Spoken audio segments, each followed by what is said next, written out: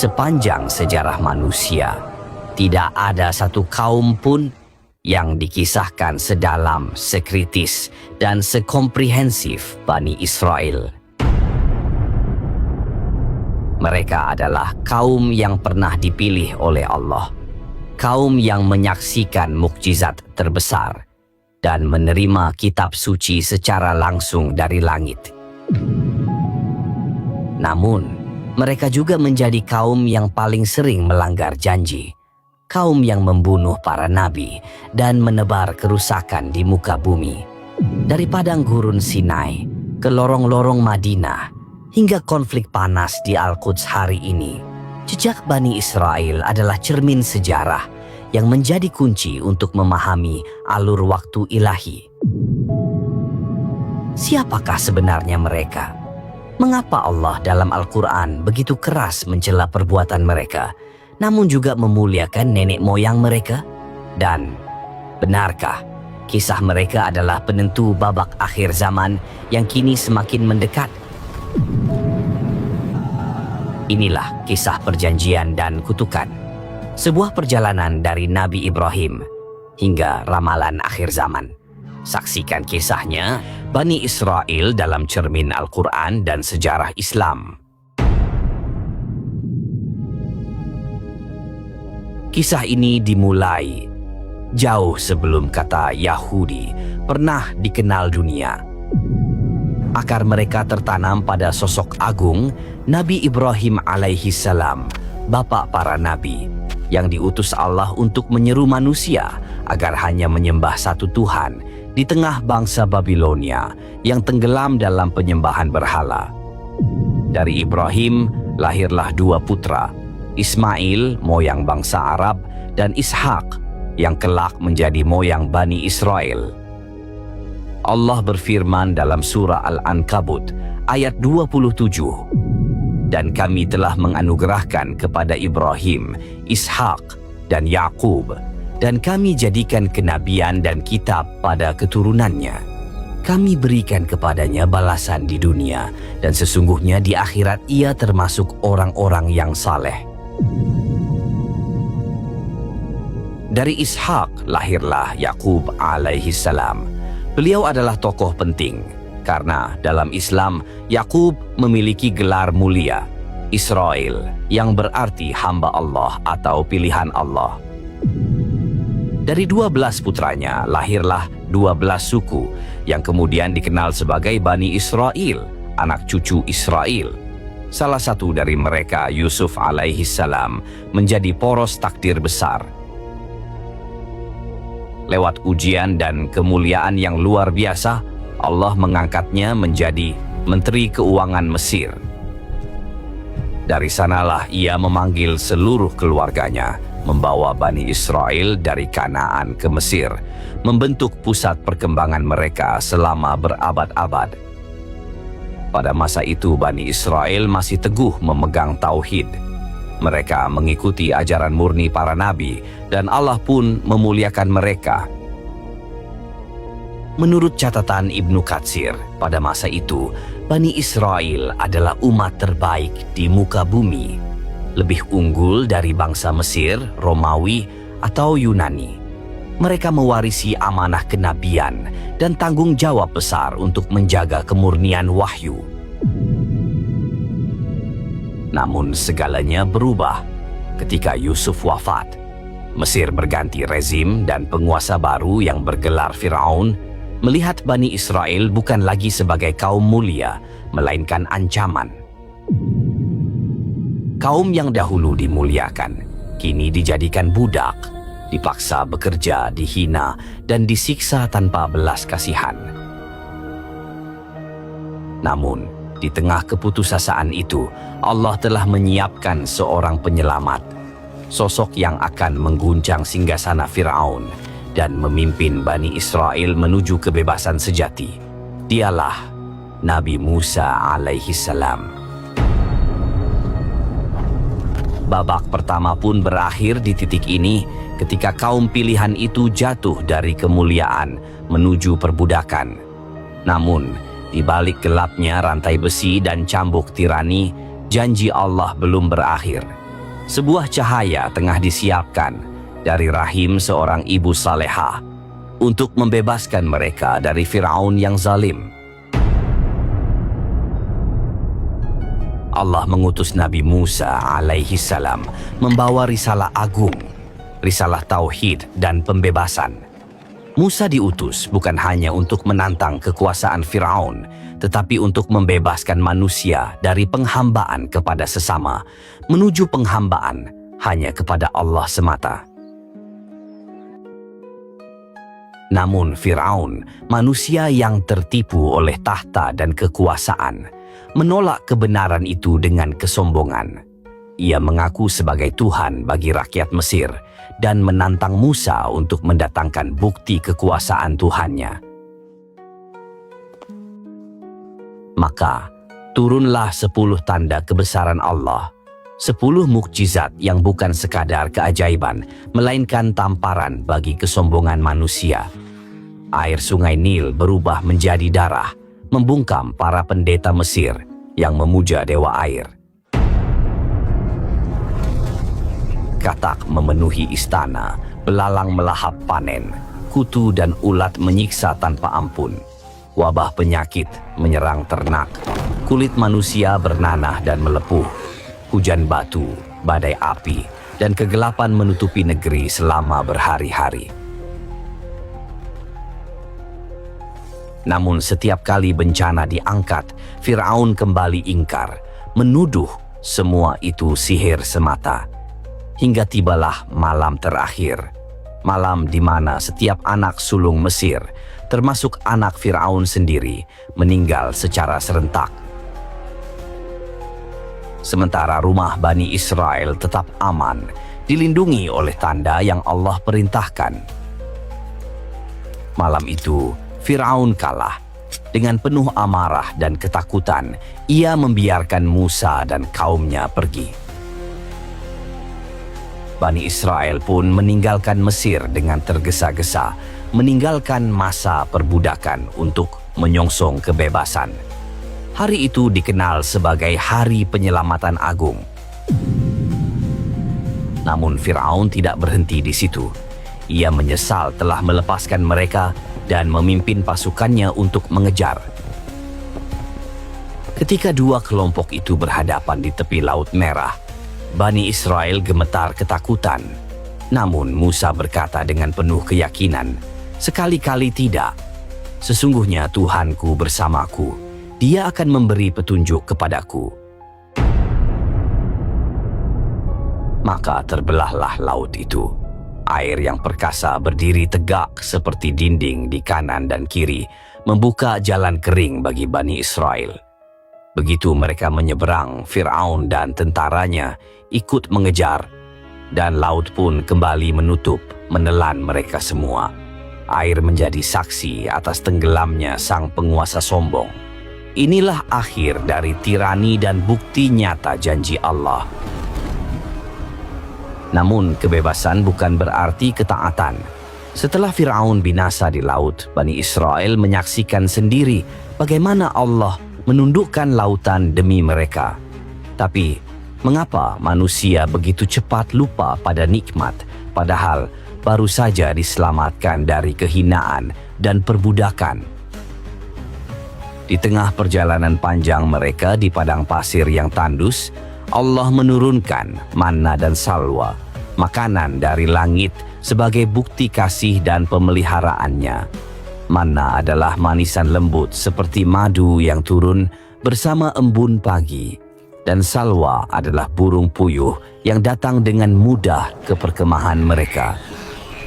Itu adalah rezeki surgawi, makanan tanpa usaha, pemberian langsung dari Tuhan agar mereka belajar bersyukur dan bergantung hanya kepadanya. Namun manusia yang hatinya belum bersih dari penyakit Mesir kembali menunjukkan tabiat lamanya. Mereka mengeluh, bosan dengan nikmat yang sempurna. Mereka berkata, "Wahai Musa, kami tidak tahan dengan satu jenis makanan saja. Mintalah kepada Tuhanmu agar Ia keluarkan bagi kami sayur mayur, bawang dan kacang seperti yang dahulu kami miliki di Mesir." Nikmat surgawi pun tak lagi mereka syukuri. Padahal manna dan salwa bukan sekadar makanan, melainkan ujian. Apakah mereka akan bersyukur atau kembali terikat oleh selera dunia yang dulu menjerat mereka dalam perbudakan? Maka tibalah saat Allah memanggil Musa alaihi salam menaiki Gunung Sinai untuk menerima wahyu agung, Taurat, kitab yang berisi hukum, petunjuk, dan cahaya kebenaran. Namun selama 40 hari Nabi Musa berada di Gunung Sinai, kaumnya kembali tergelincir ke dalam kegelapan lama. Dipimpin oleh seorang bernama Samiri, mereka mencetak patung anak sapi dari emas dan menundukkan kepala untuk menyembahnya. Sebuah pengkhianatan spiritual yang mengoyak janji tauhid. Rantai perbudakan memang telah lepas, tetapi rantai hati mereka masih terikat pada berhala dunia. Ketika Musa kembali dan menyaksikan pemandangan itu, kemurkaan pun menyala. Lauh-lauh Taurat dilemparkannya, dan dengan suara penuh getar ia berkata, "Alangkah buruknya perbuatan kalian setelah aku tinggalkan." Namun ujian belum berakhir. Ketika Allah memerintahkan mereka untuk memasuki tanah suci, mereka kembali ragu, takut menghadapi penduduknya yang perkasa. Dengan sombong mereka berkata, "Wahai Musa, pergilah engkau bersama Tuhanmu dan berperanglah, sementara kami akan duduk di sini." Ucapan itu menjadi noda hitam dalam sejarah mereka, simbol dari keangkuhan yang menolak janji Allah. Sebagai hukuman, mereka dibiarkan tersesat 40 tahun lamanya, mengembara di padang pasir tanpa arah. 40 tahun telah berlalu. Gurun pasir menjadi saksi atas generasi yang hilang.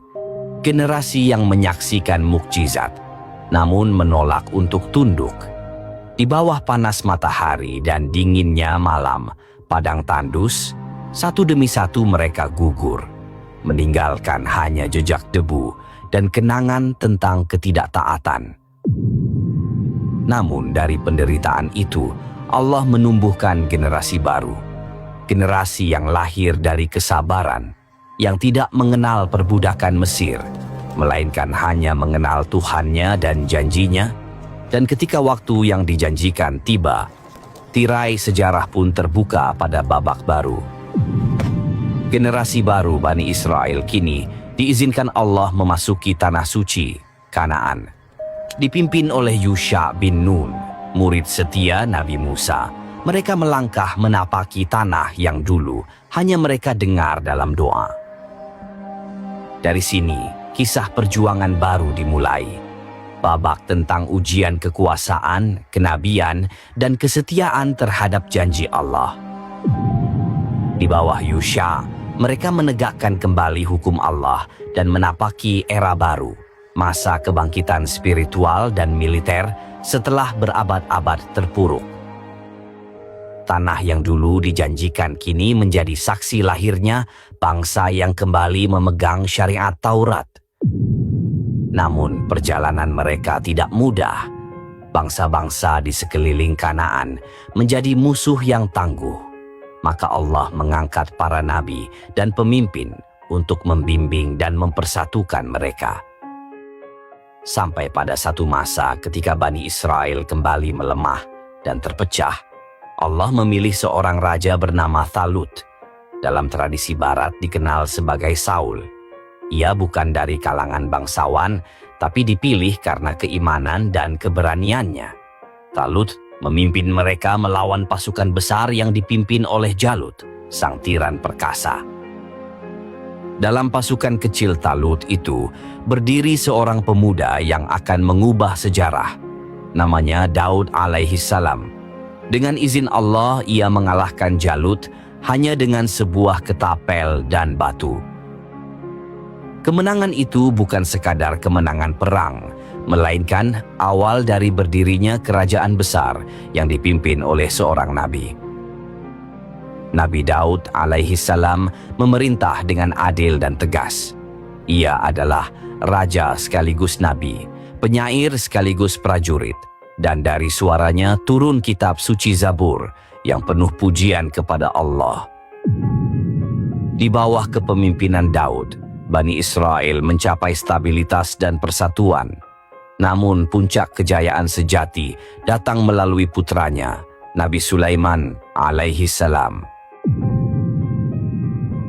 Kerajaan Sulaiman adalah simbol kekuasaan dan kebijaksanaan ilahi yang tak tertandingi. Allah menundukkan angin, jin, dan hewan di bawah perintahnya. Ia memahami bahasa semut dan burung, membangun istana dengan kemegahan yang belum pernah dilihat manusia. Namun kebesaran Sulaiman tidak diukur dari kekuasaannya, melainkan dari keteguhannya dalam tauhid. Puncak pencapaiannya adalah pembangunan Baitul Maqdis yang dikenal juga sebagai Masjid Al-Aqsa di Yerusalem. Tempat suci ini menjadi kiblat pertama umat Islam dan simbol penyatuan antara kekuasaan, ibadah, dan tauhid. Pada masa inilah peradaban Bani Israel mencapai puncak tertingginya dalam sejarah ilahi.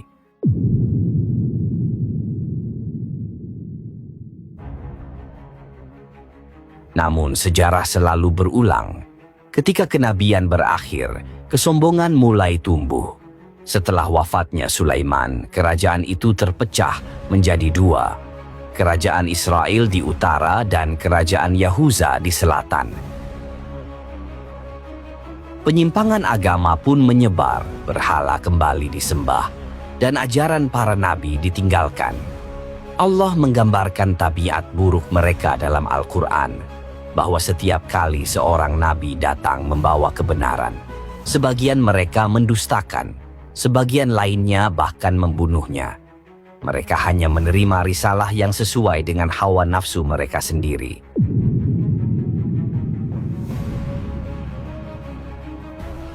Maka turunnya azab bukanlah tanpa sebab. Mereka membunuh Nabi Zakaria, menyembelih Nabi Yahya, dan menolak kebenaran yang dibawa oleh Nabi Isa setelahnya.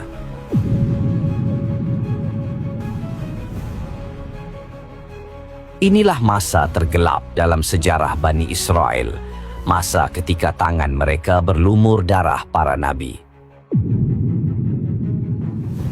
Sebagai hukuman, Allah menimpakan kehancuran yang telah lama diperingatkan dalam Taurat.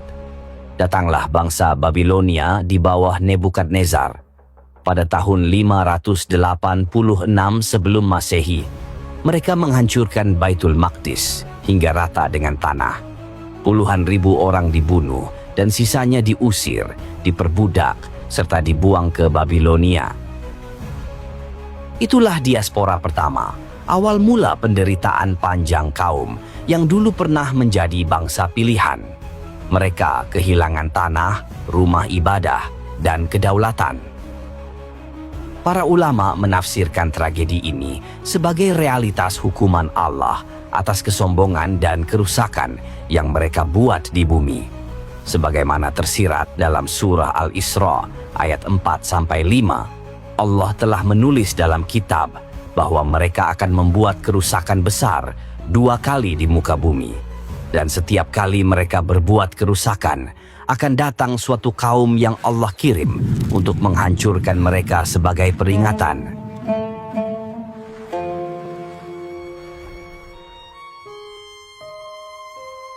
Namun sejarah belum berakhir. Setelah masa pembuangan, mereka sempat kembali ke Yerusalem atas izin Raja Persia, Koresh Agung, dan membangun kembali kuil mereka. Tapi kedamaian itu tak bertahan lama.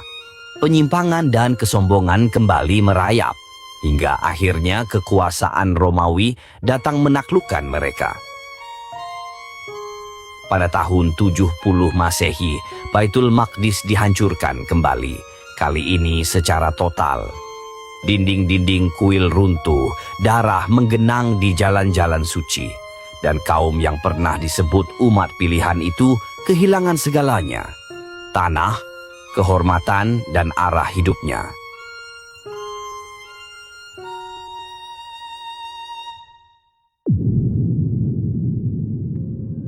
Dari reruntuhan itu dimulailah masa kelam yang dikenal sebagai diaspora kedua, penyebaran besar-besaran Bani Israel ke seluruh penjuru dunia. Mereka tercerai-berai ke Eropa, Afrika Utara, hingga Timur Tengah, menjadi kaum tanpa tanah, tanpa kedaulatan, dan seringkali tanpa tempat berpijak yang aman. Namun sejarah belum berhenti di sana. Menjelang abad ke-7 Masehi, beberapa kabilah Yahudi telah menetap di sebuah kota subur bernama Yatsrib, yang kelak dikenal sebagai Madinah. Di sanalah hidup Bani Qainuqa, Bani Nadir, dan Bani Quraidah. Tapi, apa yang membawa mereka ke sana? Jawabannya adalah keyakinan. Para rabi Yahudi mengetahui dari Taurat dan kitab suci mereka bahwa akan datang Nabi terakhir, Nabi akhir zaman yang akan berhijrah ke tanah yang dipenuhi pohon kurma. Mereka menanti-nanti kedatangannya. Mereka berharap Nabi itu akan lahir dari keturunan mereka sendiri untuk mengembalikan kejayaan Bani Israel. Namun, ketika kenyataan datang, tidak seperti yang mereka harapkan. Tahun 622 Masehi, Muhammad tiba di Yatsrib. Harapan itu seolah menjadi nyata, tapi juga menjadi ujian.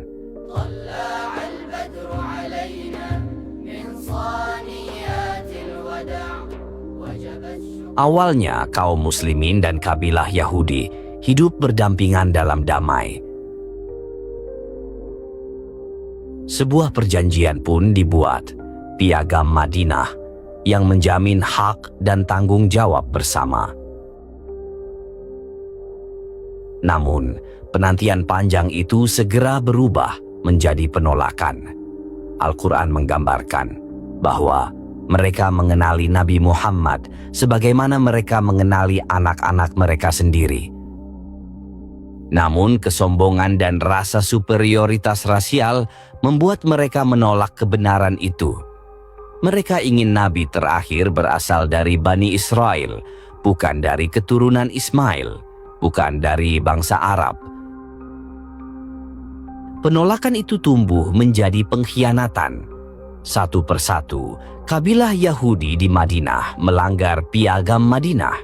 Bani Qainuqa diusir karena memulai permusuhan dan melecehkan seorang muslimah di pasar.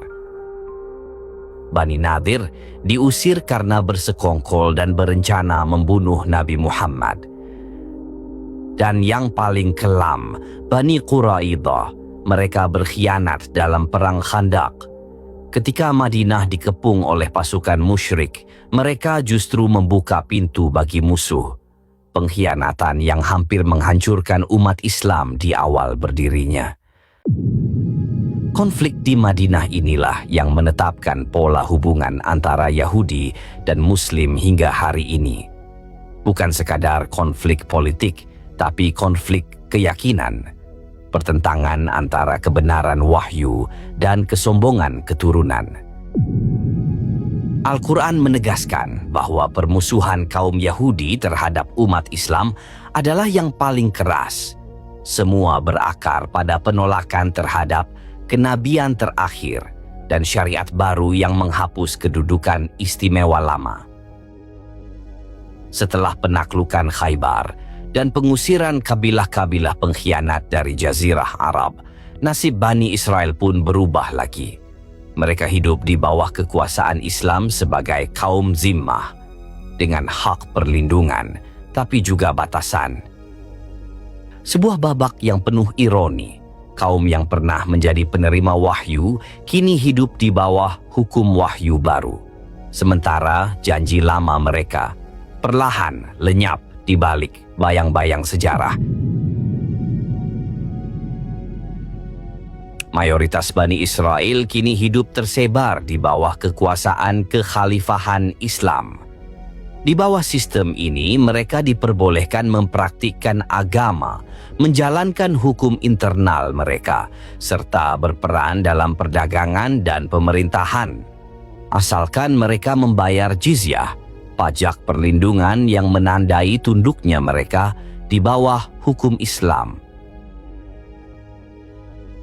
Ini bukan masa tanpa gesekan, namun dibandingkan dengan perlakuan dunia lain, periode di bawah kekuasaan Islam justru menjadi masa terbaik dalam sejarah mereka. Sejarawan menyebutnya sebagai masa keemasan Yahudi.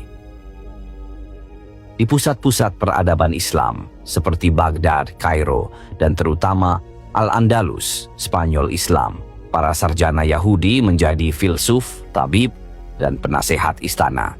Mereka berkontribusi besar dalam perkembangan ilmu pengetahuan, filsafat, dan budaya. Namun di sisi lain dunia, nasib saudara-saudara mereka di Eropa justru jauh lebih kelam. Kebencian terhadap Yahudi atau antisemitisme tumbuh subur di dalam teologi Kristen Eropa. Dari Inggris, Prancis, hingga Spanyol, mereka diusir, disiksa, dan dipaksa hidup terpisah di ghetto. Puncaknya adalah Inkuisisi Spanyol, ketika ribuan orang Yahudi dipaksa memeluk agama lain atau dibunuh dengan kejam. Tekanan demi tekanan inilah yang pada akhir abad ke-19 menyalakan sebuah gerakan baru. Gerakan yang akan mengubah wajah dunia modern, gerakan Zionisme. Dipelopori oleh Theodor Herzl dan tokoh-tokoh Yahudi Eropa lainnya, Zionisme bertujuan mendirikan sebuah negara kebangsaan Yahudi di tanah yang mereka sebut tanah yang dijanjikan, Palestina. Sebuah wilayah yang saat itu masih menjadi bagian dari Kekaisaran Utsmaniyah.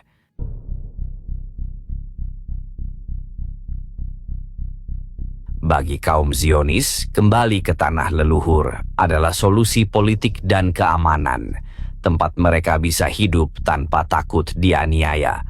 Namun bagi dunia Islam, gerakan ini dipandang sebagai proyek kolonial baru yang didukung kekuatan Barat untuk merebut tanah yang selama berabad-abad menjadi rumah bagi umat Islam dan Kristen Arab. Setelah Kekaisaran Utsmaniyah runtuh pasca Perang Dunia Pertama, Palestina jatuh di bawah mandat Britania Raya. Di bawah perlindungan Inggris, gelombang imigrasi besar-besaran pun dimulai, dikenal sebagai Aliyah. Ribuan orang Yahudi dari Eropa datang dan menetap di tanah yang sama, memicu ketegangan sosial dan bentrokan dengan penduduk Arab Palestina. Hingga akhirnya, tahun 1948,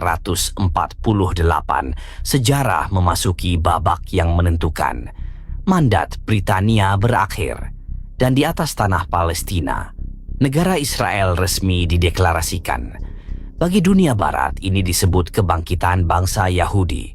Namun bagi umat Islam dan bagi rakyat Palestina, ini disebut An-Nakbah, bencana besar.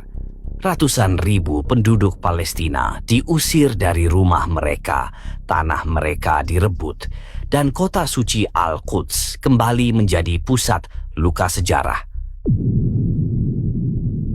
Sebagian ulama dan mufasir kontemporer melihat peristiwa ini sebagai penggenapan nubuat dalam Al-Quran tentang kerusakan kedua yang dilakukan oleh Bani Israel dan janji Allah untuk menghukum mereka setelah itu.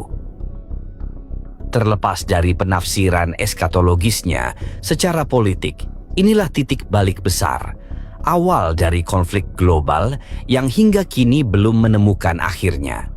Sebuah konflik yang berakar pada janji ilahi yang disalahpahami dan pada perebutan abadi atas sepetak tanah suci, tempat di mana langit dan bumi seolah saling bersentuhan. Sejak saat itu dunia menyaksikan konsekuensi dari An-Nakbah, pendirian negara Israel, sebuah peristiwa yang menutup babak panjang diaspora mereka, namun sekaligus membuka lembaran konflik terpanjang dan paling rumit dalam sejarah modern. Konflik ini bukan sekadar sengketa wilayah, bukan semata perebutan tanah atau kekuasaan. Dalam pandangan Islam, ini adalah pertarungan ideologi yang berakar dalam sejarah para nabi.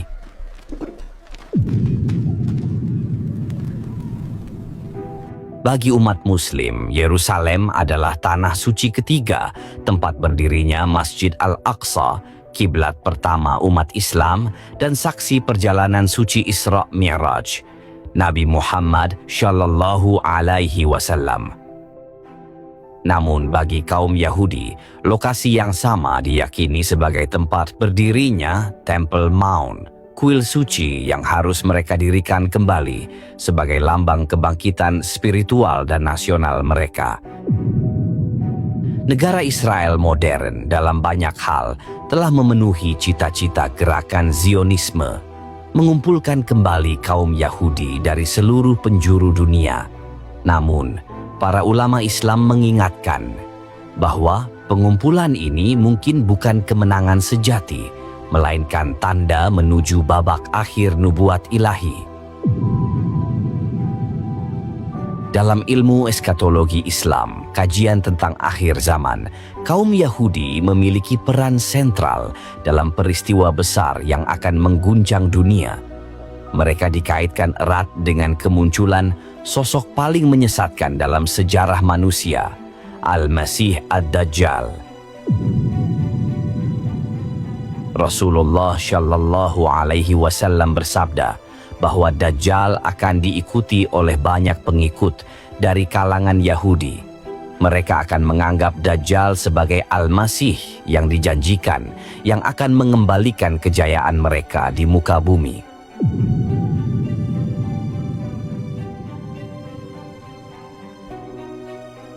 Namun, penantian itu adalah penantian yang keliru, fitnah yang paling besar dalam sejarah manusia. Hingga akhirnya konflik ini akan mencapai puncaknya dengan turunnya Nabi Isa alaihi salam, Yesus Kristus dalam keyakinan Kristen, yang oleh Bani Israel dahulu ditolak dan dituduh dusta. Beliau akan turun kembali ke bumi, memimpin umat Muslim, dan menghancurkan Dajjal beserta tentaranya.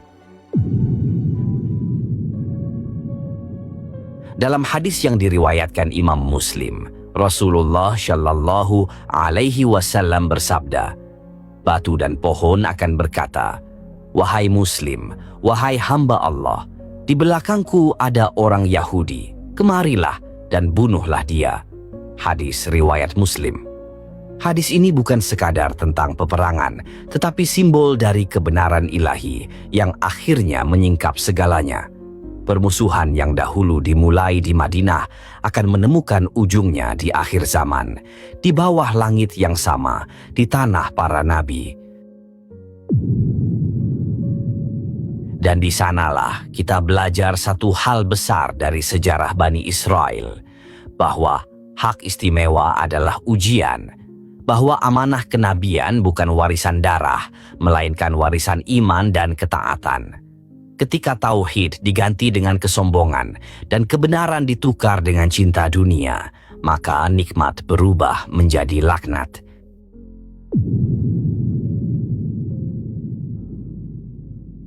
Kisah Bani Israel adalah cermin besar bagi umat manusia tentang bagaimana karunia bisa berbalik menjadi kehancuran bila manusia lupa kepada Sang Pemberi. Semoga kita tidak menjadi seperti mereka. Semoga kita termasuk orang-orang yang menjaga amanah tauhid dan mengambil pelajaran dari sejarah yang ditulis dengan darah para nabi.